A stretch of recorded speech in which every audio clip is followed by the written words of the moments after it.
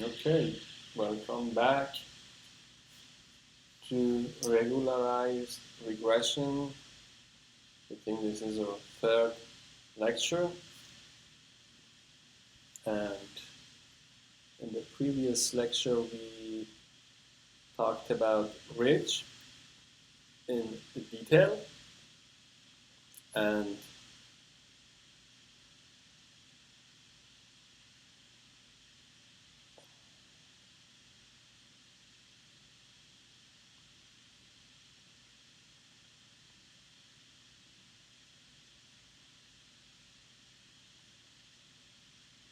we learned that ridge regression has a closed form solution, an analytical solution. Today we talk about lasso. So lasso tries to minimize the residual sum of squares plus the L1 norm. It turns out that lasso and ridge are um, special cases of a more general form of regularization. Elastic net. The book does not include elastic net, but it's for coding will include it. Elastic net tries to minimize the residual sum of squares plus two penalties. One is the L2 norm and one is the L1 norm, and both of them have an alpha, but we have also a lambda, but we also have this alpha, which is a number between 0 and 1, and it controls the relative importance of each of these um, regularizers.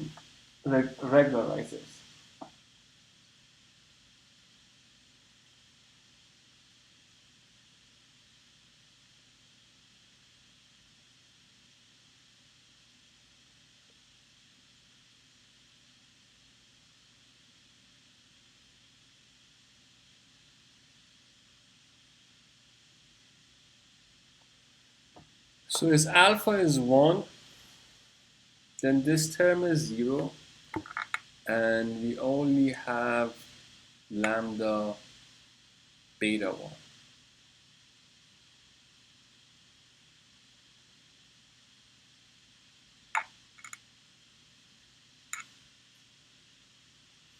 If alpha is 0,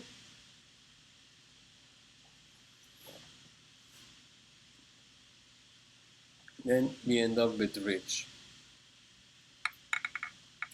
And if alpha is between 0 and 1, we typically call it ridge. And I will discuss the properties of elastic net in comparison to lasso and ridge.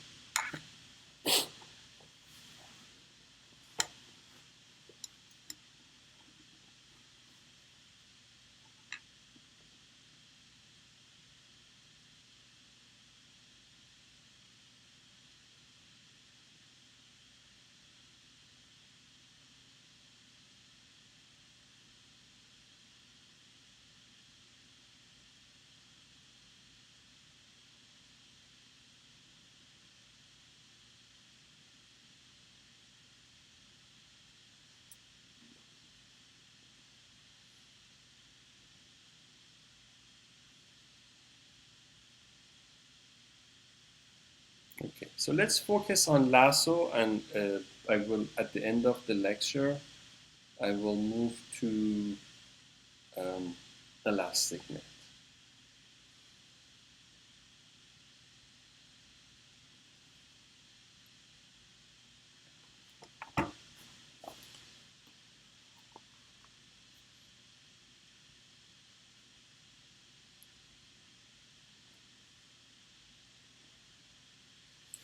So what we are looking at here is at the standardized coefficients versus lambda. Notice that the scale of lambdas here is from 20 to 5,000, whereas for ridge is from this range to this range, name 10,000 to 100.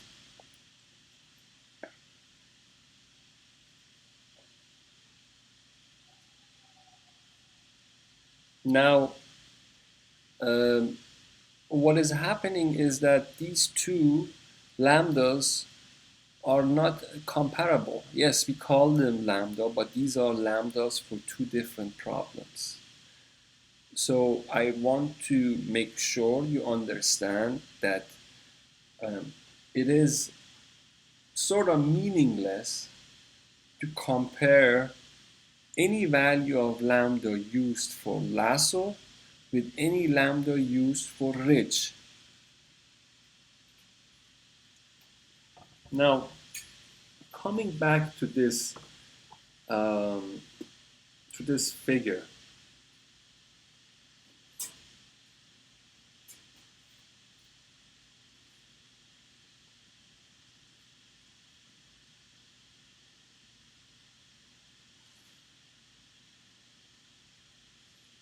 again, when lambda is large, the coefficients are all zero. If lambda is small, they're non-zero, and it's close to the least square estimate.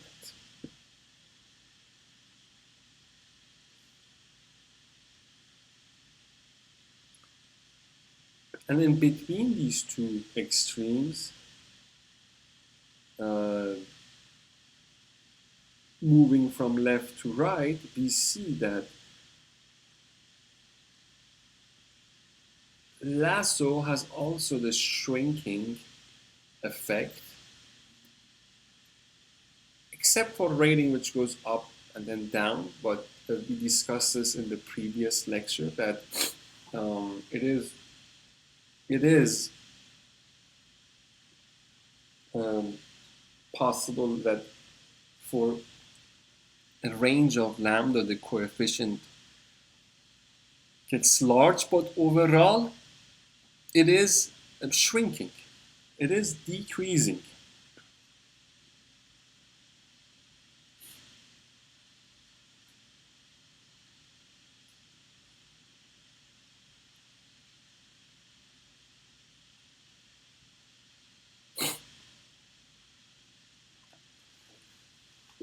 Now, something that is really important, and I mentioned before, is that as we move from left to right, the coefficients are shrinking, but then when they hit zero, they hit zero. There is a variable selection property going on here. Um,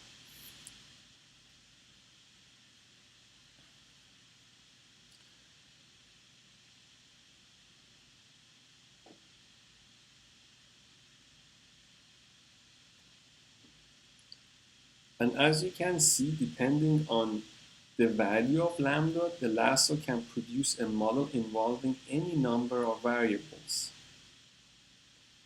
Whereas in contrast, ridge regression will always include all of the variables in the model. So even though that the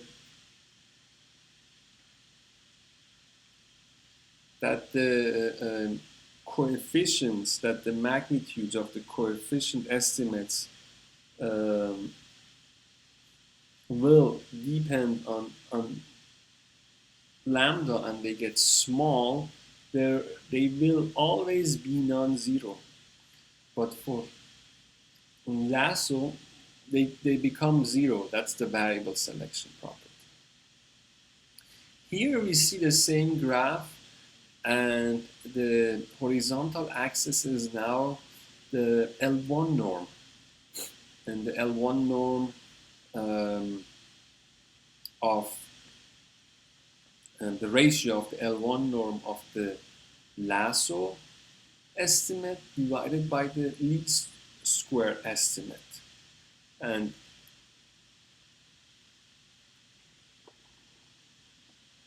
like and similar to ridge, this is a representative of how much shrinkage is being applied. So if this ratio is 1, then it means that there is almost no shrinkage, and that's why the estimate of income is the same here. The estimate of limit is the same, and at this range. Now, when shrinkage is at its maximum, all the coefficients are 0.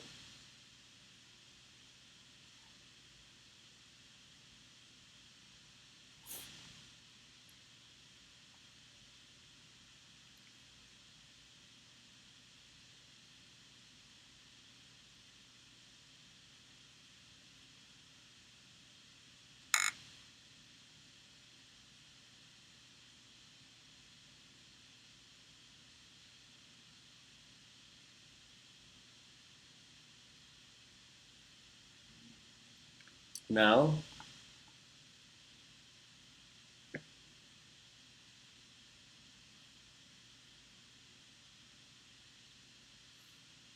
on the right side, what we are looking at is the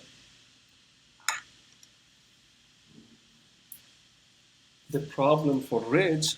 On the left side, it is for lasso. Again, these were the contour plots for the residual sum of squares. And if you remember, let me bring it. If you remember, L1 norm regularization is about finding the coefficient vector that minimizes the residual sum of squares subject to this constraint. And this constraint is the L1 norm of beta. And what is the L1 norm? Is the sum of the absolute values.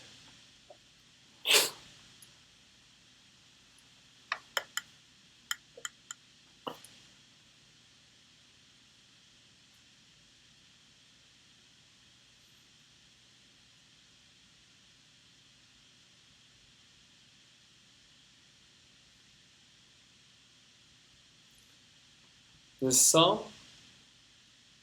this constraint, the sum of the absolute values of beta being less than this constraint S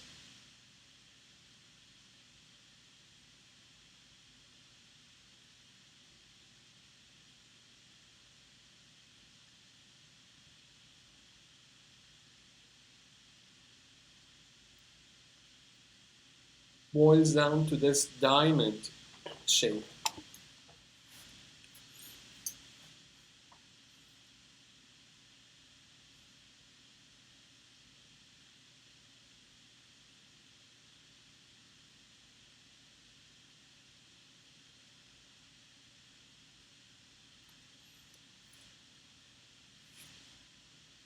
This diamond shape, why is it diamond? Because at this point, beta 1 is 0 and beta 2 is non-zero. What is beta 2 here? Beta 2 is S. At this point, beta 1 is S. At this point, beta 2 is negative S. At this point, beta 1 is negative S.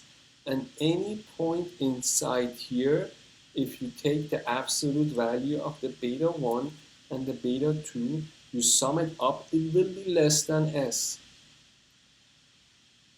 So when Lasso says, find me the beta that gives me the smallest residual sum of squares subject to the L1 norm being bounded, it essentially is saying find it within this diamond.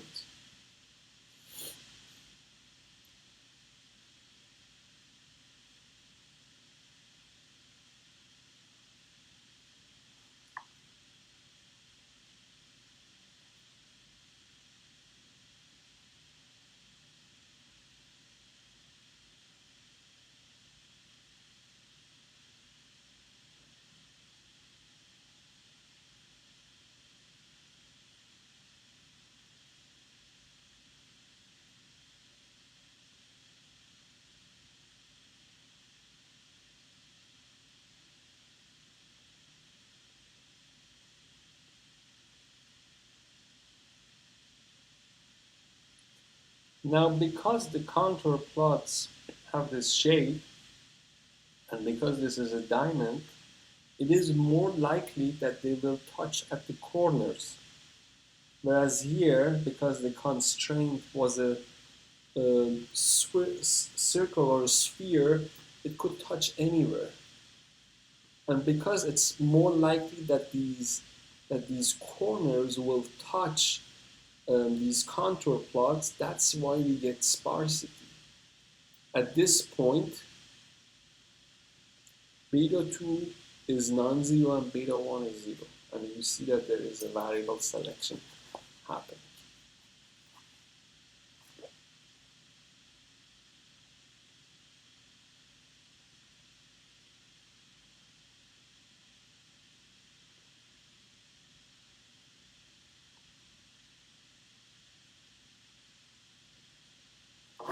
So why lasso? Because it encourages simplicity of interpretation and enforces sparsity. What do we mean by simplicity of interpretation? When most of our coefficient estimates are 0, then we end up with a few non-zero estimated coefficient, and that means we are able to explain the relationship or the response essentially with a smaller number of predictors, and an explanation or a description or yeah, of the response based on a smaller number of variables leads to a simpler model.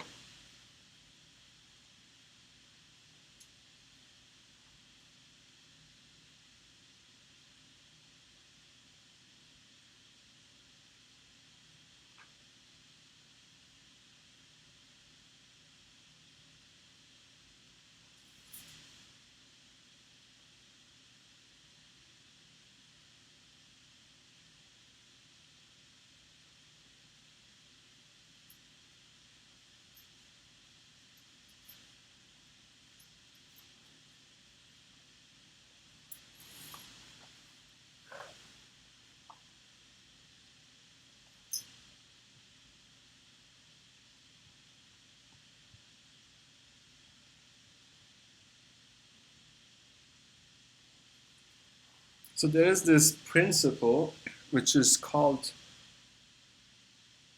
Occam's razor, and essentially it's saying that if we have a simple explanation and then we have a complex explanation and they are equally explaining the phenomenon well, the simpler explanation is preferable.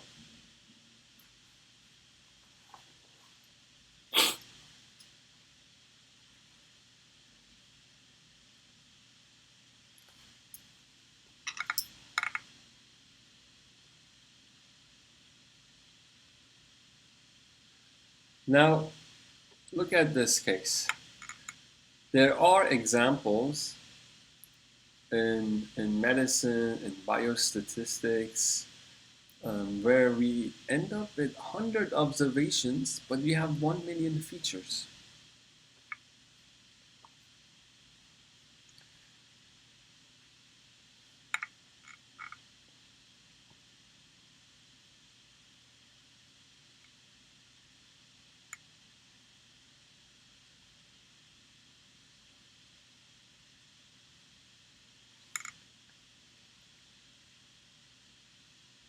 And it's obvious why lasso is useful. Because out of these 1 million features, we want to find a small subset that is associated with the response. And without lasso, we had to estimate 1 million non-zero parameters. That's challenging. But with lasso, uh, with we can at most 100 parameters be non-zero in the solution, so it's computationally much easier.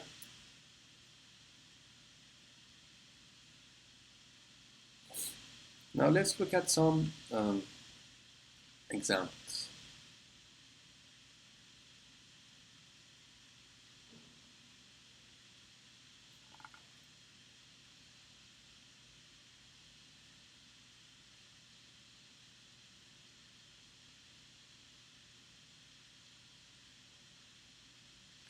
Now, this is for Rich, and let's just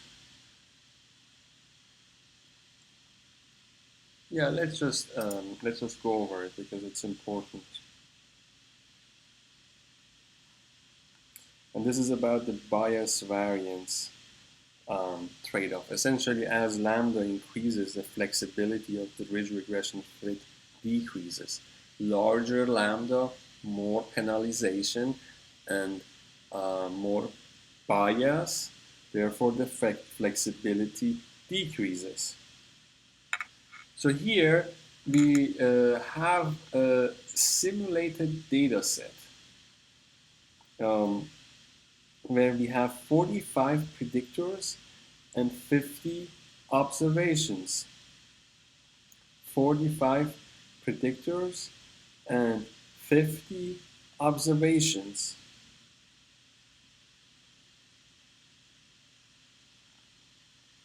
This is the variance.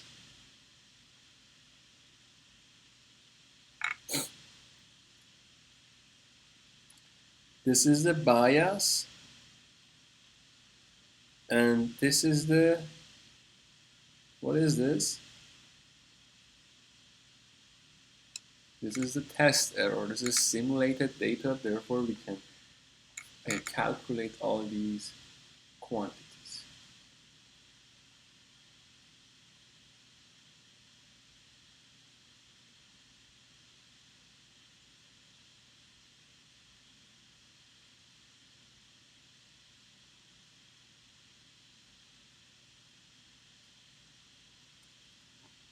We see that as lambda increases, the variance decreases. As lambda increases, the bias increases. As lambda increases, the test error drops and then it increases. Now, what is this gap here? From here to here. If you add, you see this gap here, from here to here, is the same as this gap here. Why? Because the test error, if you remember, is the bias squared, which is the black curve, plus the variance, plus the irreducible error. So this, plus the irreducible error brings us here. This, plus the irreducible error brings us here.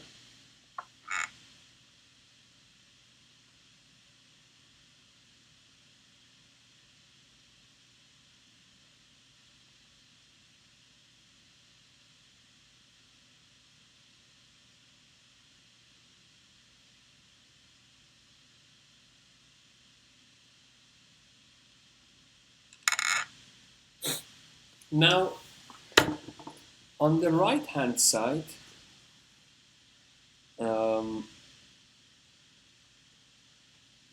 it's the same curve. It's the same curve, but this time we are plotting it against the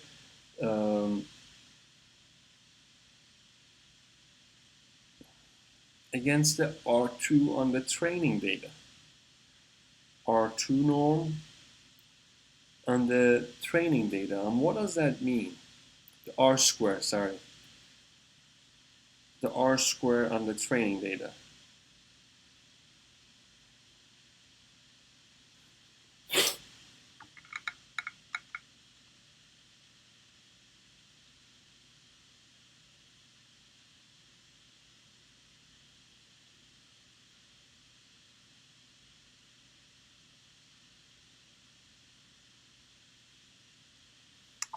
Why do we use the R square on the training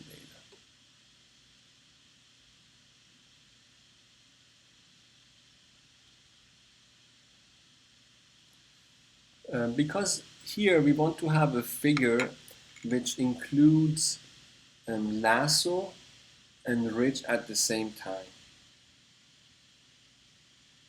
Lasso and ridge at the same time.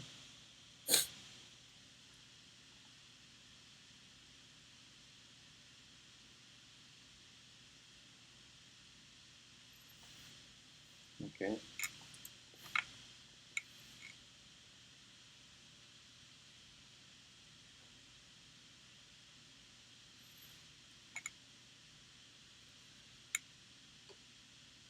Why is that a problem?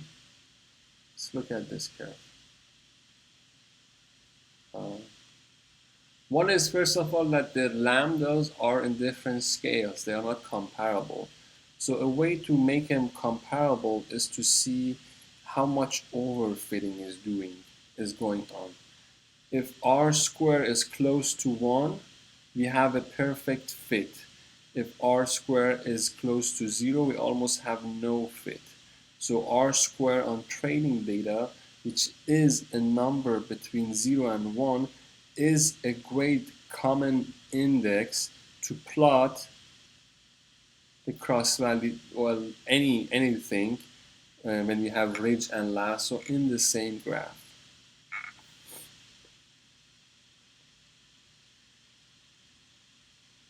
So lasso, where is lasso here? Where is ridge?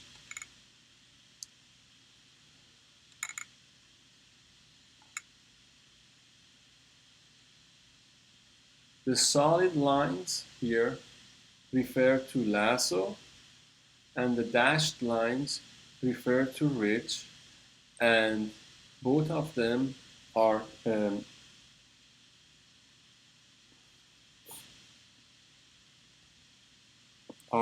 behaving um, qualitatively similar.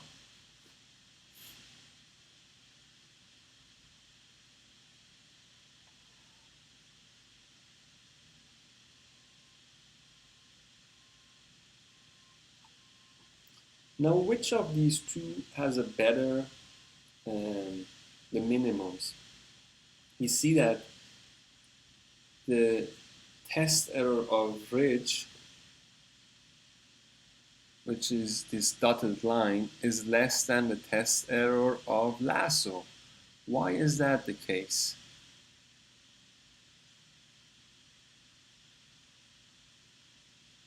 Because this is an example where the response is a function of all 45 features.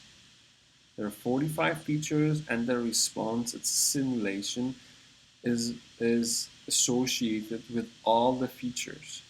Therefore, it is not surprising to see that ridge performs slightly better than lasso, because lasso assumes that some of the coefficients are zero, which is not the case here.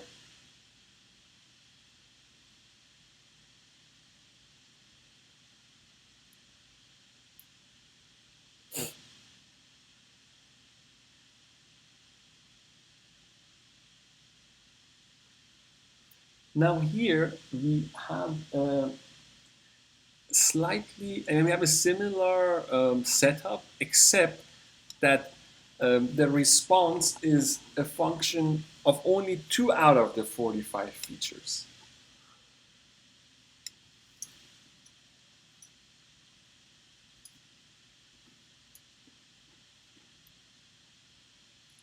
Only 2 out of the 45 features. So the coefficients for 43 of the features is 0.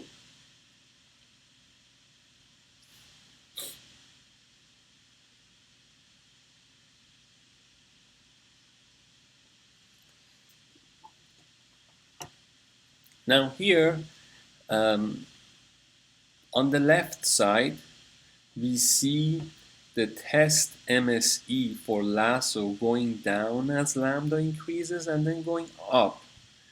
The variance drops and the bias increases as lambda increases. And again, what is this? This is the irreducible error. Whatever this is sigma square of the noise.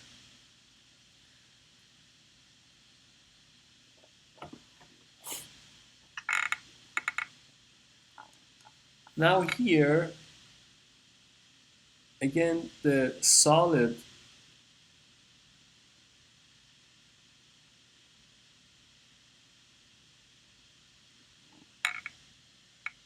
line is lasso, and we are plotting it instead of lambda in terms of the r square on the training data. So one question, the r square on the training data is 1 for what lambda?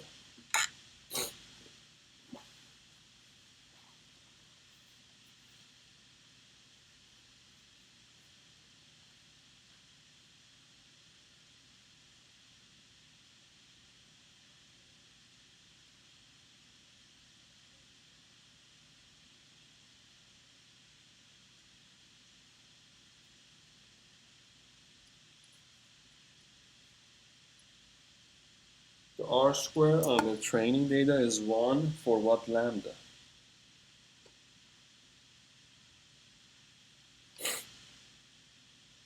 We had 40 observations, 45 features.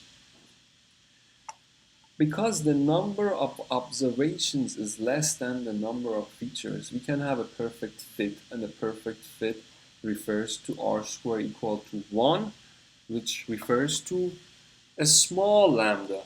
So this lambda around here gives us an r square of 1.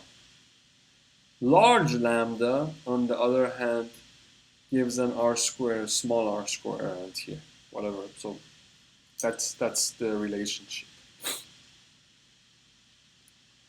Now, solid line is lasso.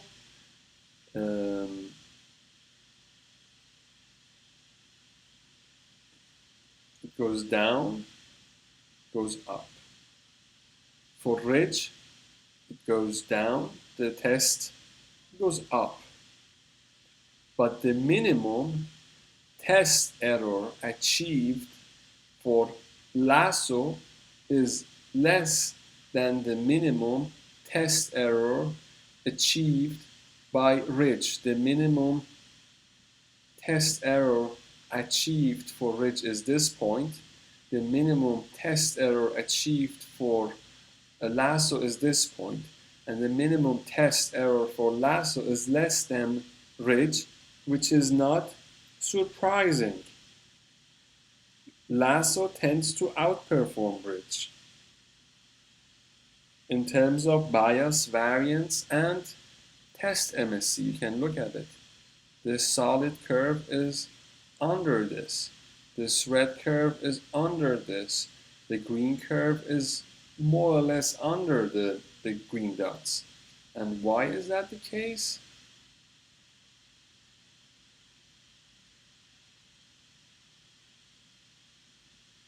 Because the response is a function of only 2 out of the 45 features, and therefore a method such as lasso, which works on the assumption that most of the coefficients are 0, performs better. That's not surprising.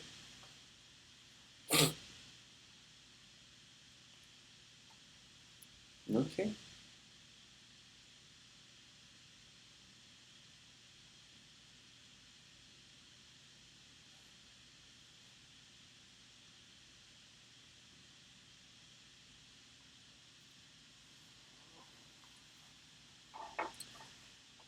To gain a better understanding of how lasso and ridge differ from each other, let us look at a special case where we can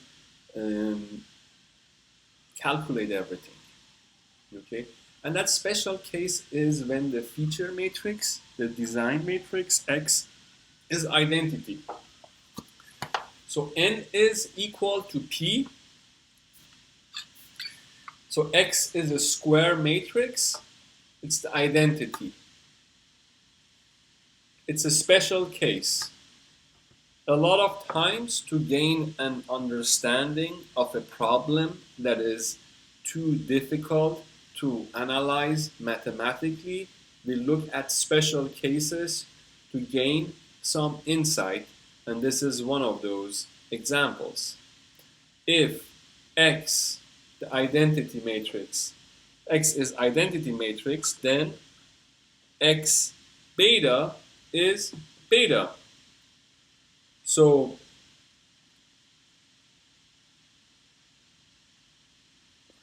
Y minus X beta, the L2 norm, is Y minus beta L2 norm,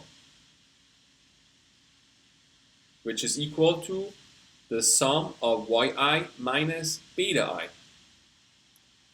So in this case, the least squares solution would be beta hat equal to yi, because that would make this 0, and 0 is the smallest number that this can um, achieve.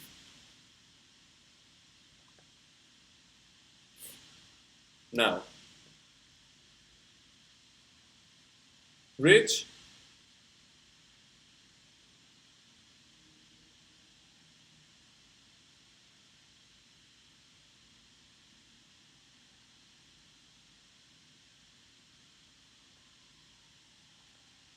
now we can this is yi minus, so the Rich solution is the minimizer of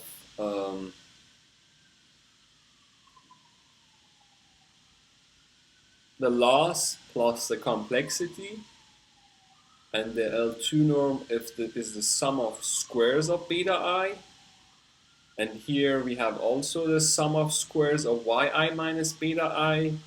So we can take this, there's a beta missing here, there's a beta missing there, we'll just correct that.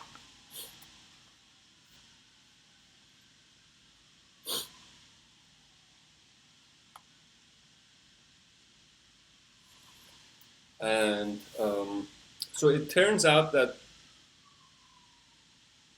the minimum of this is the minimum of the sums. So each sum only depends, each term here in the summation only depends on beta I. So the beta I that makes this as small, if lambda was 0, the beta I that makes this as small as possible is yi, but because we have this lambda beta I, there is a penalty, and that penalty, you can just, this is very easy, you take the derivative and set it to 0, and you can see that beta I, the ith entry of beta hat Rich is yi plus divided by 1 plus lambda. So as lambda is 0, we just end up with yi, but as we increase lambda, we have this shrinkage being applied to the Rich coefficients.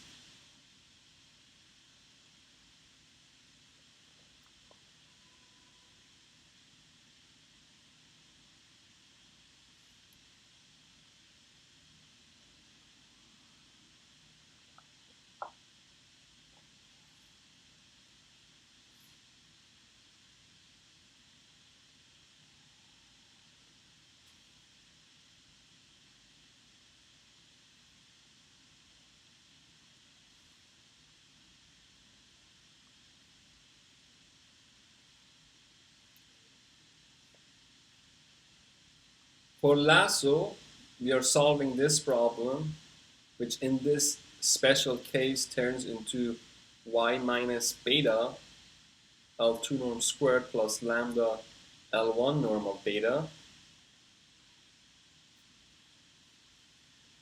And then it turns out to be the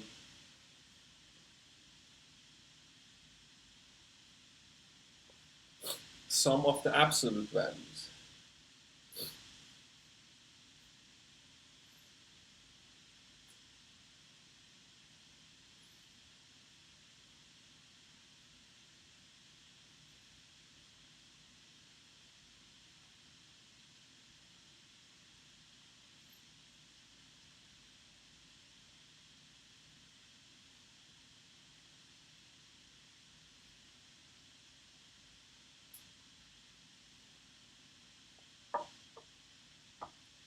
Now here we have the function absolute value, so it's a little bit trickier to find the minimum, but it's still possible because each of these is the sum of some terms, and each of these terms only depend on beta I.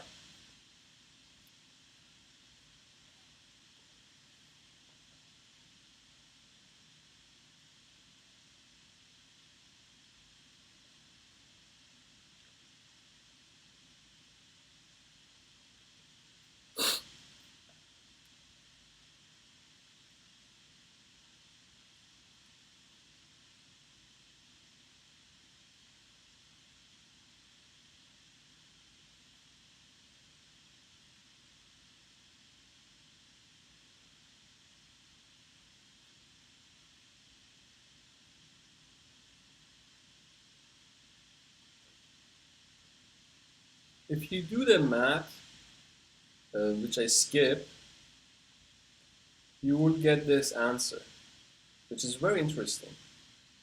If yi is less than lambda over 2,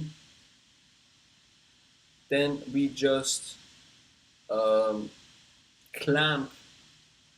This should be beta hat L. Okay, this should be I. There should be an I there. Fix that too.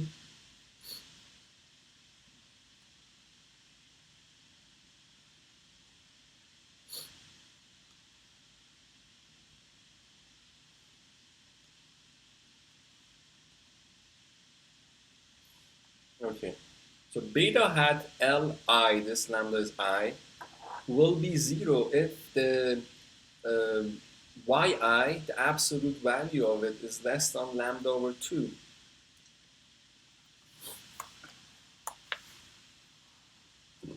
Now, if it's greater than lambda over 2, we just subtract the lambda, so there's also a shrinkage going on.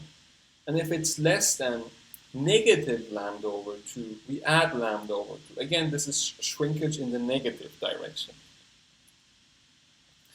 But what we can see here clearly is that the lasso estimate, roughly speaking, what it's doing is looking at the least square estimates and perform some sort of thresholding, meaning that if the coefficient is less than some threshold, here lambda over 2, then we will clamp that to 0. Again, what I said is just,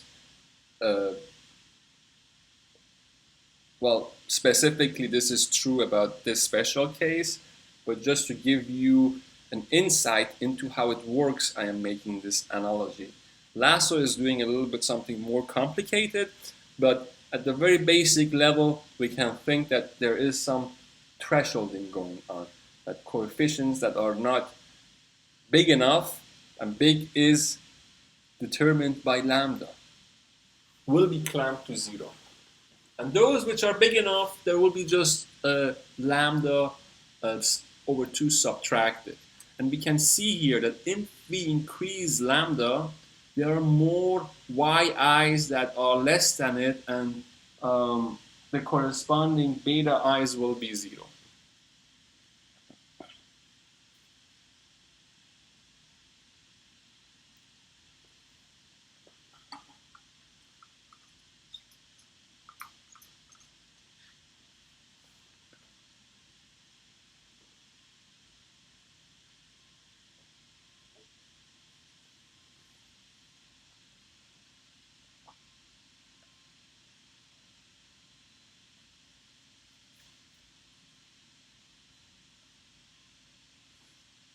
Okay, so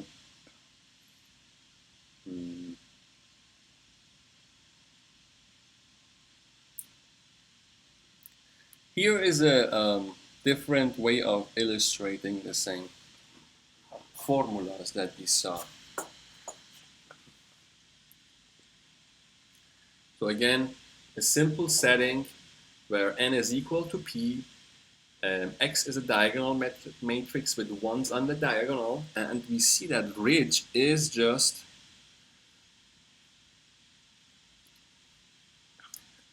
if this is the least square estimate, ridge has a smaller slope. So whatever yj is, the coefficient estimate for least square would be the same. That's why the slope of this dashed line is 1. Okay. Now ridge has a slope less than 1 because whatever y is, the coefficient estimate will be slightly smaller.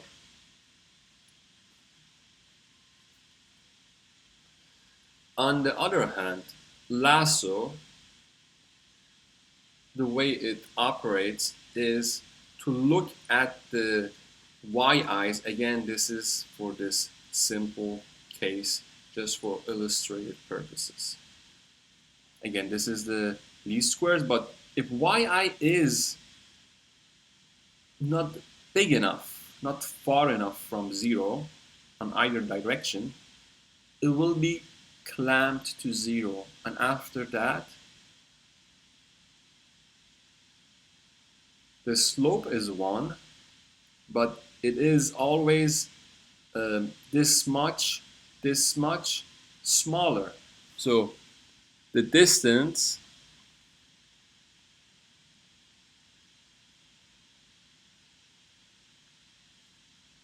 this from here to here, from here to here, is the same from here to here. So whatever the least square estimate is, there's a constant subtracted, so we get the lasso estimate. So lasso is doing shrinkage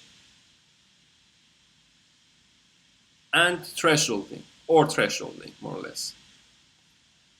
Whereas ridge is only doing shrinkage.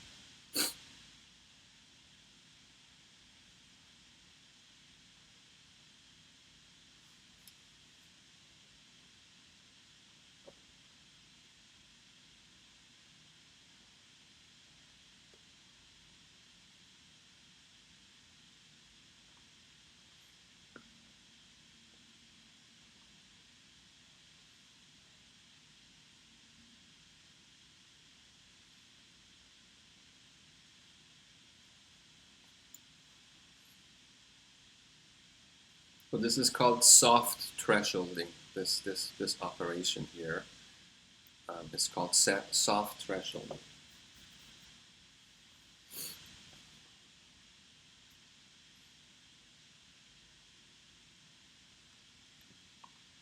Okay.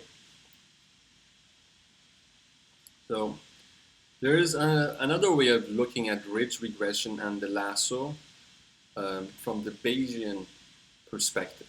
The Bayesian perspective assigns a prior. A prior is a probability distribution over the coefficient, the unknown coefficients. So we have a prior, and if you have taken inference, you're also familiar, or if you will take it in the future, you will be familiar with the notion of the conditional distribution of the response given the coefficients. And that creates a likelihood. So we have a prior, we have a likelihood, and we combine these two together to get a posterior distribution. And why is it called Bayesian interpretation? Because we use the Bayes rule to create a posterior distribution. So this is the likelihood, and this is the prior, and when we multiply it, we get something that is proportional to the posterior distribution. Now, if the prior is Gaussian, then ridge regression is the posterior mode for beta under the Gaussian prior. So ridge regression is gives us the beta that is that maximizes the posterior distribution of beta. If we use lasso, okay, then lasso is going to be the mode meaning the maximum, the point, the beta which maximizes the posterior distribution. If the prior is double exponential.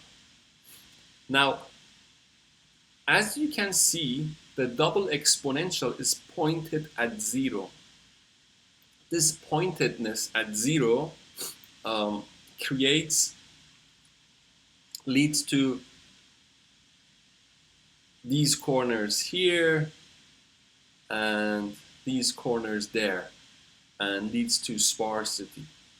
Okay, so this is a Bayesian interpretation. I don't want to spend too much time because we do not really, I mean, it's very useful, and Bayesian methods are very powerful because they allow us to quantify uncertainty in a principled way.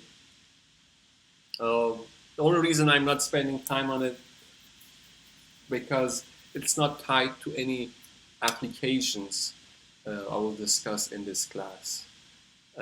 Not that it means that there are not applications, there are a lot, but there's also a lot of other things I want to talk about.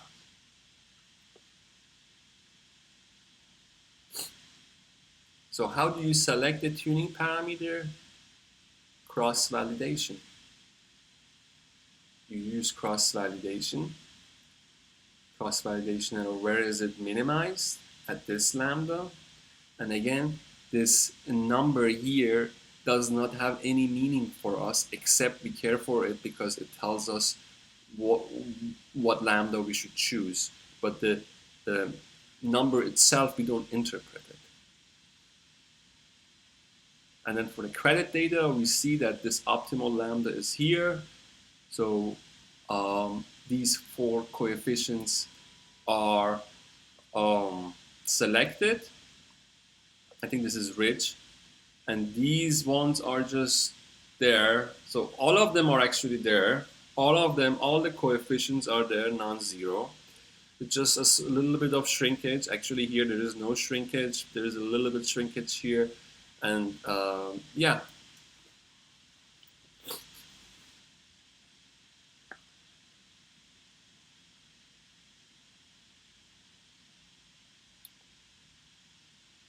Now for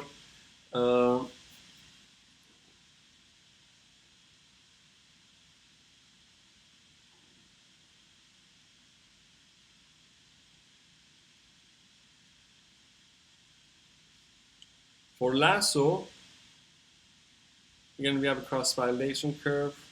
It is plotted in terms of this ratio for reasons we discussed before.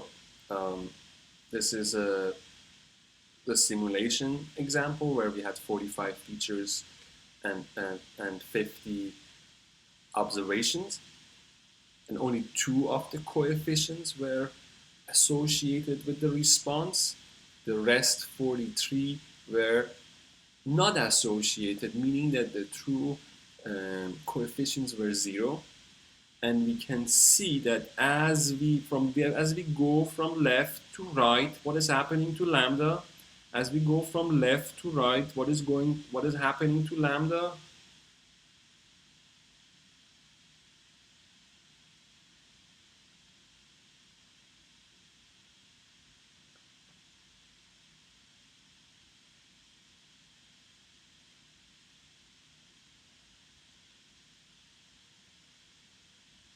Lambda is decreasing.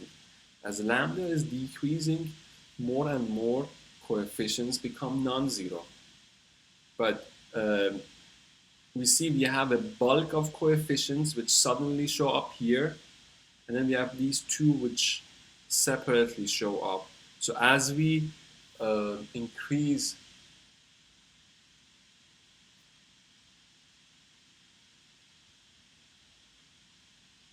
as we decrease lambda, well, there are more coefficients, but the cross-validation error tells us that the minimum cross-validation is achieved here, at which point only these 2 are selected. So we see cross-validation, and Lasso is doing what we are more or less expecting it to do, to pick up those two coefficients which are associated and clamp the rest of them to zero.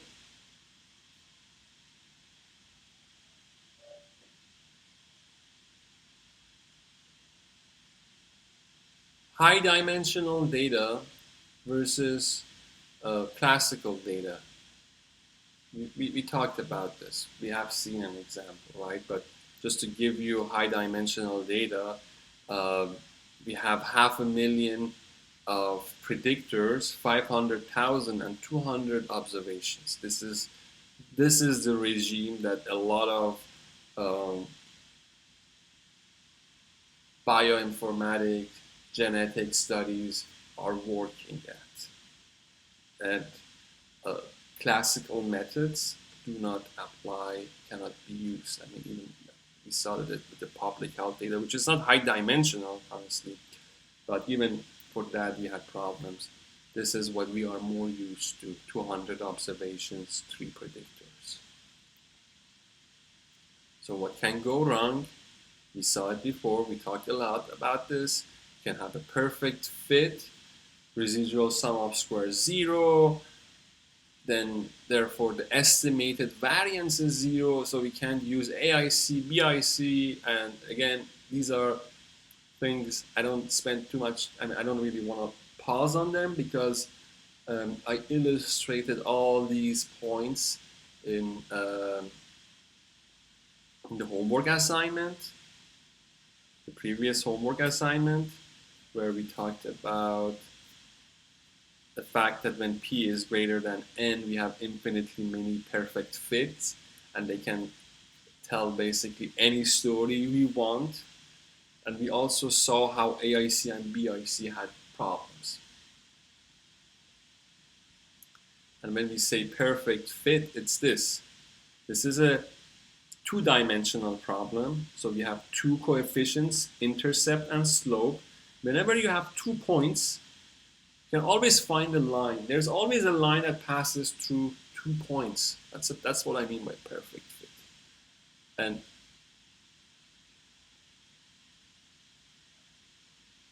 this is when n is greater than p. This is when n is equal to p.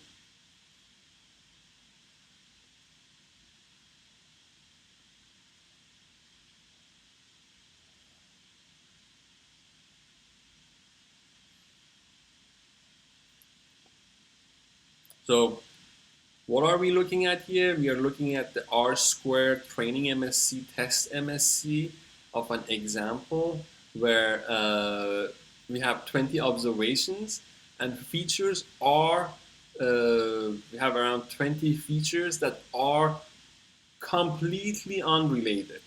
So you can just come up just some random, just totally unrelated features. As we include more and more of these unrelated features, the R-square is just increasing. And the training MSE is decreasing, but the test MSE is increasing. So it's essentially this R-square and the training MSE are misleading measures. What matters is the test MSE, and we see as we increase more variable, things get worse.